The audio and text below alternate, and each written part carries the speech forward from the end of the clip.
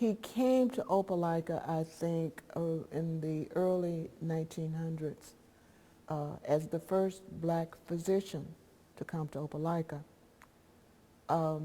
In 1904, he built the Darden House.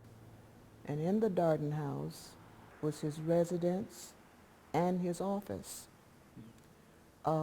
That's where he had his practice. In the community, I would say that Dr. Darden was kind of the center of focus because he was very much interested in education as well as health care. And they also had an interest in children. His wife did quite a number of things with the young people in the community. And Dr. Darden's home, I understand, was the focus of a lot of kind of meetings and things that dealt with some of the social ills and needs of the community during the, those times. And as a result of that, he had a great impact on the community and especially the blacks in the area. Currently, the Darden House, located on Auburn Street in Opelika, is a central focus again, continuing his legacy concerning health care and helping people. The Darden House is twofold in a sense. We use it sometimes for some social gatherings for people who want to use it in the community, but the major focus for the Darden House is a wellness program.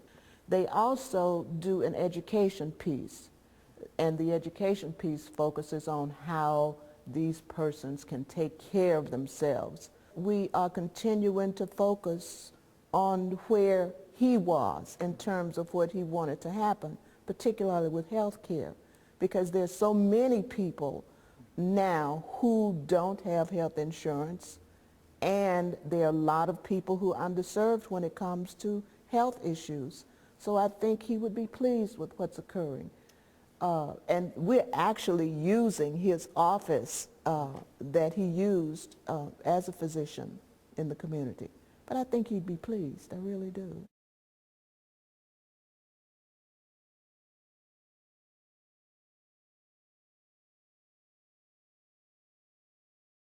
All kinds of artistic activities were going on as well as the academic.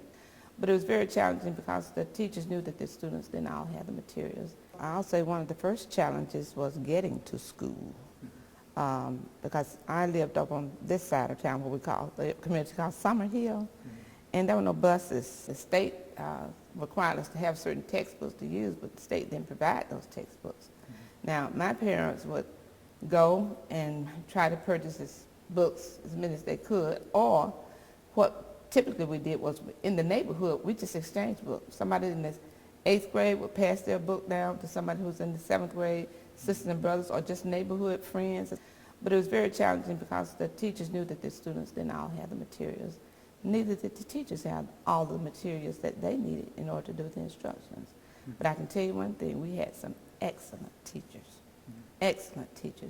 who knew what we would be facing and challenges that we would be facing in life, who instilled not only the academics, but the social skills, the ethics, the responsibility of being good citizens, regardless to what your circumstance is. And they just instilled that in us. And to be at that site is very, very important, to have Martin Luther King Park at the site where the Lee County Training School was, combines both legacies. But I still think that it's important for generations to come after us to know what has gone on before us, what is going on now, and then to have them to look at what's going on right now, and somehow I hope that down the line they too will preserve that history, because that history is every day.